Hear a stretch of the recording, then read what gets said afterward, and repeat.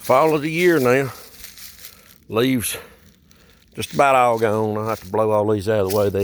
The wind comes up from this hollow and blows the leaves around here, and they'll wrap right around. If I got my door open on my shop, they'll just blow in my shop.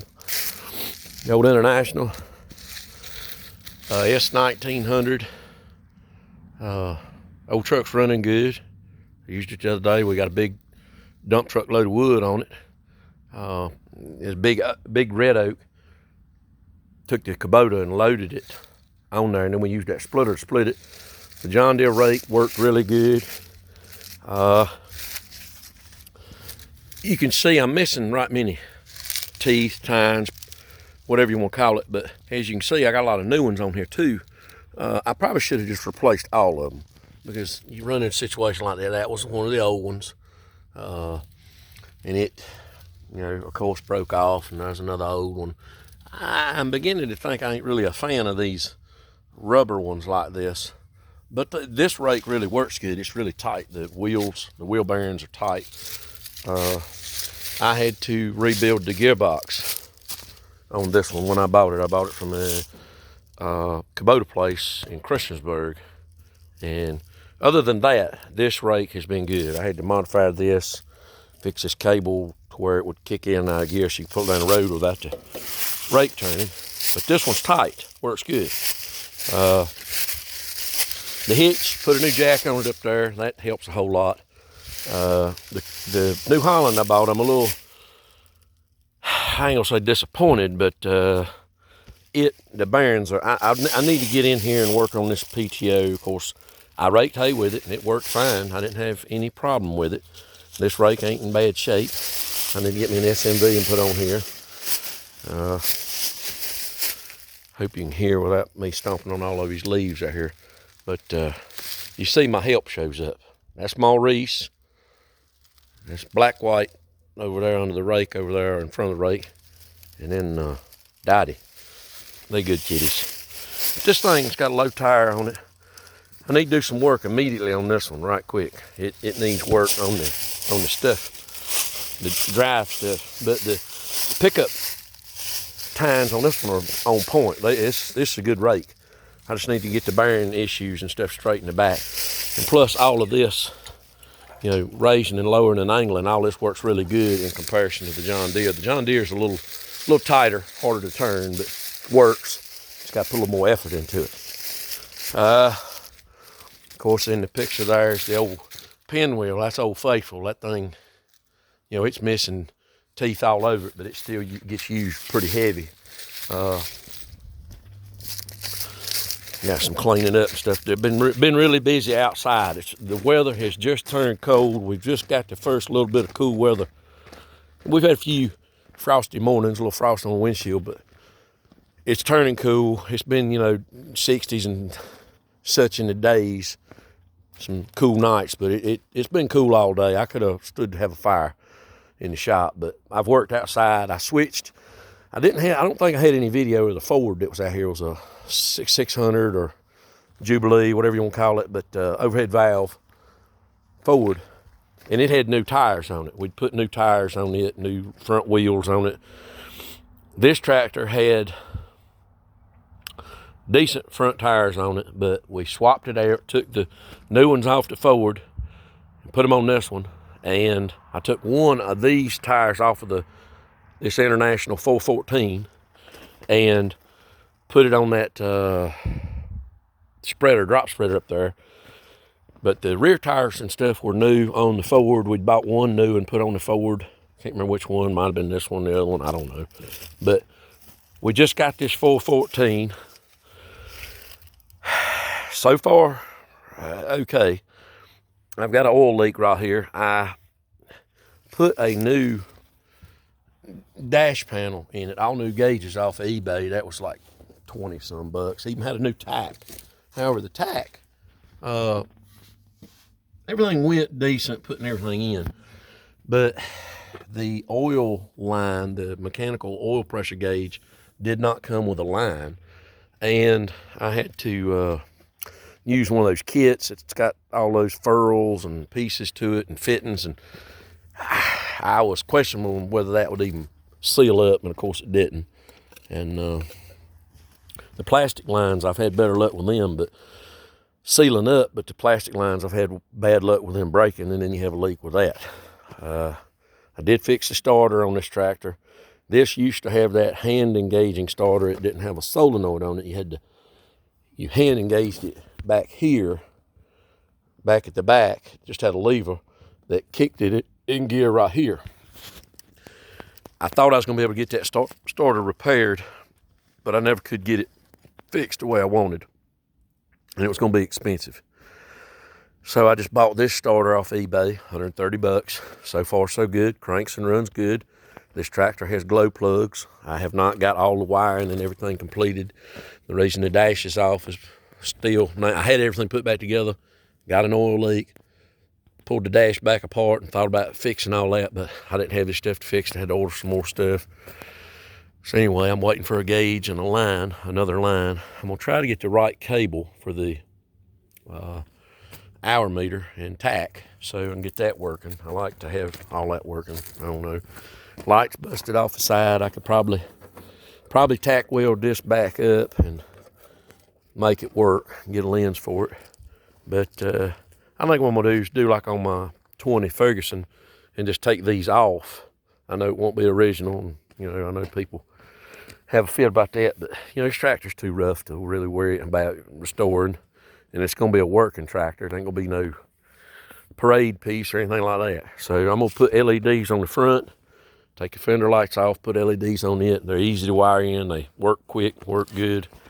Like I say, the bumper is down on the front because I'm still working on the, to open the hood. It's pretty smart the way they made it. You just loosen this bolt, you don't have to take it out, and it just comes out of that slot and lets it down in the front, which I guess that's okay. Seems all right. Quick Dottie out there running around looking at something. They go out their driveway out here chasing something, I don't know. Anyway, I like it. These forward wheels, or I don't know if they were forward wheels or what, but they came off that forward, so I'd say they're forwards.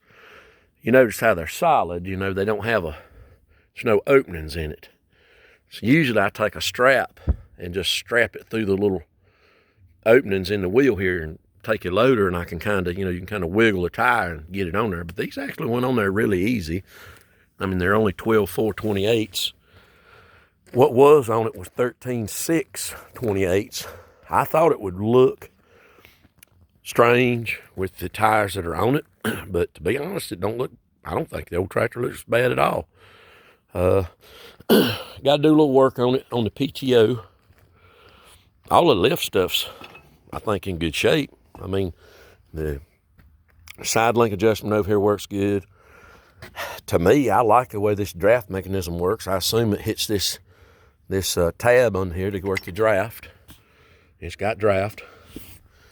I may plow with it, may not, I don't know, but the fact that it's got it, that's better than not having it. You got your diff lock pedal over here on the side. You got your parking brake lever down here on the other, right here.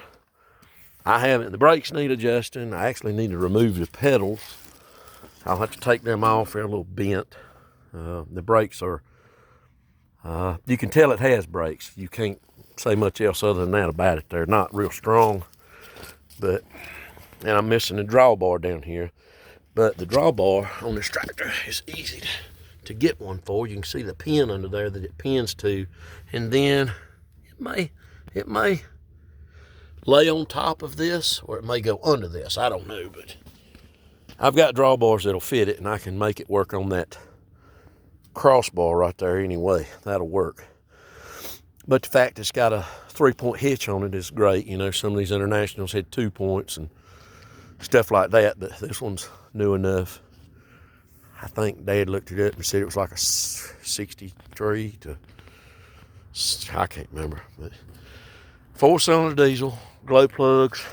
So I'm gonna have to get them working because it does not like to crank cold. And I got to get a new, I want to get an original stack right here for this. This is just some stuff I put on here to keep water from getting in the intake on it. through the filter right there. It's got an oil bath air filter. And the engine, of course, needs a good cleaning. We did, when I put the sending unit in this tractor for the temperature gauge, I had to take the fuel filter off. And throughout the years of having diesel tractors, I can tell you right now, this is one that you don't want to run out of fuel, because this thing was a pain to crank after, you know, some of them aren't so bad, but, which brings me to this side, and I'm cutting back across and walking around a lot. This tractor's got a manual priming pump on it, but, you know, that, you should be able to build some resistance on this, like feel it start to building up some pressure, I would think, and that just moves very freely. I like having that. That's a nice item to have on any diesel engine, because you can prime it rather and push fuel through the system before you start winding your starter and burning the starter up. I'm gonna have to put an alternator on this of some sort. The alternator is original that's on it. I don't know if it's a Lucas or what, but I checked it. Both of the, even with the wires unhooked from it, it's only got 2 wires coming off the back of the alternator. Both of them measure to ground, which is odd. I don't know what the deal is with that, but I think it's a neat little tractor. It's hard to get on and off of because it's tight right here, very tight. What with a little work, runs good. That's a good start. Moves in all the gears. Lift works. PTO, another story. I'm gonna have to pull it from the rear and check it. There's a coupling. This is your lever to engage it, and as you can see, I don't know if you can see that on camera moving as I'm working that lever. The coupling that slides over the shaft to engage that is, something's messed up with it, I guess. I'm gonna have to take the shaft out, and I hope I can get to everything I need to get to and work on it from there. But a B414 International. I'm probably missing, I know I'm missing right here.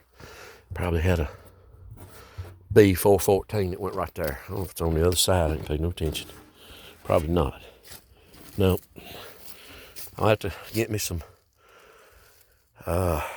badges or whatever you call them for that, because I assume, being as she had screws on it, and you can see the faint outline right here, it was probably some kind of metal or plastic badge that went on there. But I will try to scuff it up and at least shoot a little paint on it, and that'll be one of my first ones I've tried to paint. But I've got the forklift in the shop. The story with that is, I know if you've been following the channel and watching any of it, you're like, dang, why ain't you already got that done? Well, it's been pretty weather. That thing, I put it in there in the summer, thought maybe I could get more done on it than I did. Had hay, mowing the yard, taking care of stuff like that during the summer. And if it's pretty weather, I work outside.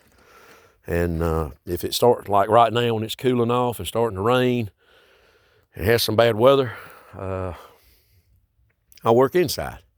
I'll start me a fire and listen to the radio and be able to work inside. But this is the first time, I think it's the first good video I've had of this thing. Like I say, it's an International B414. I wished it had power steering. What little bit I have drove it around here, it does steer really well for just a straight up, you know, manual steer tractor. But it needs a little work, a little TLC, but it's gonna be a good machine. Diesel is good because if it sits for a while, you don't have to worry about, you know, carburation is always a problem if it sits for a while. The plan with this tractor was to take it to my grandmother's house and leave it up there. We ended up with that property, and like to leave a tractor up there to mow with, clean up with, and just, you know, use around the farm up there a little bit, and, you know, maybe pull some firewood out with it or whatever. It's just handy to have a tractor up there, because a lot of times I end up having to take the truck and the trailer and take everything up there. And I've already got a bush hog up there and a blade and some stuff like that. I'll probably take the 3-point boom pole that I have up on the hill up here behind the house up there, because you can do a lot with a boom pole, and not as good as a loader, but We don't go up there a whole lot, and I hate to leave a loader tractor up there. Sooner or later I might end up with a decent older loader tractor and leave up there, but right now this is what I got, and this is what I'm running. So it looks good with the rear tires and everything on it. It sets good. You know, I thought it would have a funny looking rake to it, to the front, or actually be tilted, squatted looking, but everything, this tractor looks good. It turned out good. It's one of them British made Internationals, but all in all, I like it so far. Like and subscribe.